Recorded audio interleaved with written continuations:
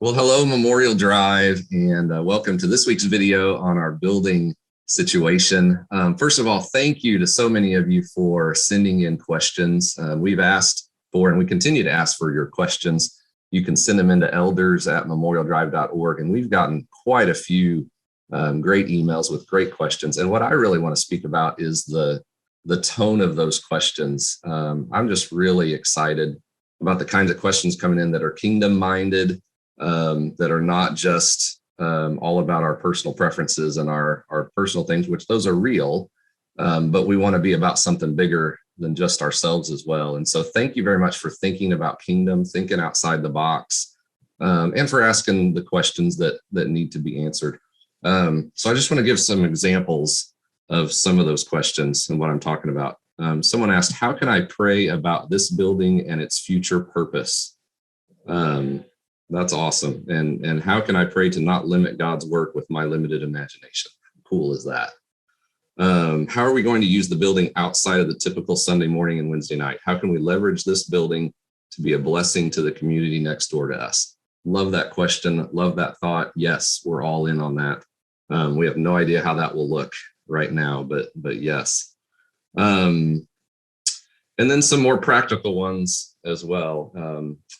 One of our newer members asked, what will happen with the 747 property, and doesn't Memorial own a house near there also? And the answer to that is yes. If you are new to Memorial, you may not know that, but we do own a house that is next door to the 747 property. And so those are being considered as we consider all of this. If we land at the east side property, then obviously we'll be looking at what do we do with the 747 property and the house. If we move back to 747, then we'll be looking at what do we do with the east side property. But yes, we do own a house right there. When it rains, there's a mold smell. What can we do about that? That's a wonderful question. I don't know, and we'll need to investigate that because that is a big deal. And we'll see. I know we're working on roof leaks and seeing if we can tighten up any of those kinds of things, and hopefully that will help as well. And we'll keep looking into those kinds of things. So, but thank you for your questions. Continue to send those in. Yeah, you've done a fantastic job, and just thankful once again, reminded how good it is to be part of this family. I want to go back and just answer a few things that were asked because our video last week might have answered some of them, but I want to make sure it's clear. The first thing I wanted to let you know is we do not close on the building until the 31st of March. And so what that means, among other things, is that we don't have extra usage of the building until after that. And so we've had questions about the gym and different classrooms, all great questions, but we're still under the same basic agreement until the 31st. Also want to remind you that April 10th, after services, we will have an all-church meeting with everything we've accumulated up to that point and plans, and just to give you the options that we know of. And we continue to pray that God will clarify even as we get closer to that day. But just go ahead and mark that on your calendar, Sunday, April 10th. Wanted to make sure you knew that we still hold the disposition that we do not want to go into debt. And that does leave us in an interesting space because on one hand, we know we have to, while we make decisions about where our ultimate landing space is, there are some things we will have to do at Eastside to make it more livable. And so we're going to watch those funds very carefully because obviously we want to keep enough money that would be available to us if God did lead us to build new construction. And so we're holding those things in the balance and really trust him. If we are wanting to be good stewards, and disciplining ourselves, we feel like God will honor all of that as our effort of faith. So really, I really want you to know that, as Shane said, we still have the property at 747. So we have the two options that we're very clear on. It's simply a matter of determining what is the way God wants us to go here. And so part of it is exactly what we're doing right now. We take in your questions. We're asking God, even as we're answering you, and saying, God, what would you want to guide us on? Now, one of the questions we've had, and obviously we have still uncertainty around this, but is renovation type things. What might we do? And so, Shane, why don't you speak to that a little bit?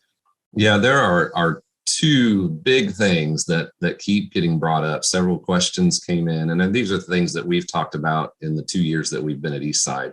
One of them is the seating in the auditorium.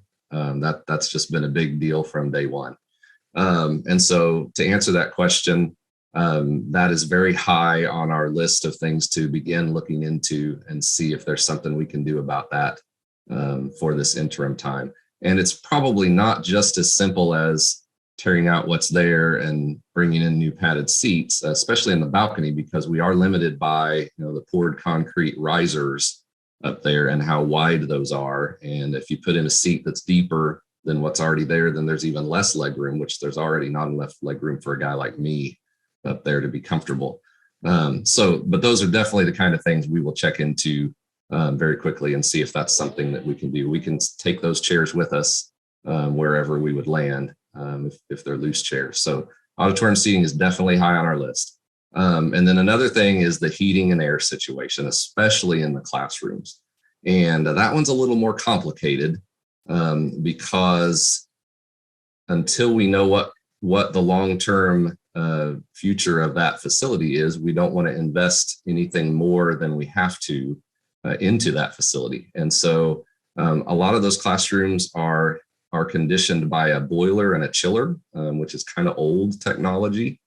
And so that if you remember your elementary school, I'm sure you all dealt with this, where, okay, at the first cold snap, now we switch over to the boiler. And now that we're on the boiler, then we have a few warm days and all of a sudden, oh no, we don't have cooling because we can't just switch back and forth on a boiler and a chiller system. So that's not to say we can't do anything. We're going to start looking into, okay, maybe we can do a little bit better in our programming of temperatures. Maybe we can bring in fans. Maybe there are some packaged small portable units that can help out in certain areas. So there are options, and we're starting to look into those to see if we can make those areas more comfortable without having to just tear out and replace everything, which would be very costly. So that's kind of what we're looking at there. Absolutely. So I wanted to let you know that, as far as the questions about neighborhood that Shane said before, just want to go ahead and again, gratitude for that question and be thinking. We never want to assume that the only reason God has us doing anything is the reason we're aware of. And so there may be some things going on in that neighborhood that God has us for specifically. And I encourage you, let's start thinking outside those walls. And I appreciate somebody even asked about, hey, do we have a big enough basement that we could pack the neighborhood in if there's a tornado? And our response is, man, if that tornado happens on Wednesday night between 7 and 8, they can come in and we'll be there. So, but I love that thinking. It's how do we bless? And that's the people that we want to be. I want to encourage you. Keep praying. As the elders have made known, we will be going to Subiaco for our annual leaders retreat on Sunday, between Sunday and Tuesday. Be praying about that. And God always does stuff there that we don't anticipate. And so who knows what he'll give us to come back with. And then in a couple weeks, we'll be back to answer more questions. And so think through this video, think through what are the ramifications, and keep those questions coming. Can't tell you enough how much we appreciate your spirit. And just, you are who we thought you were. Just beautiful people of God, so focused on the kingdom. Anything you'd add, Shane?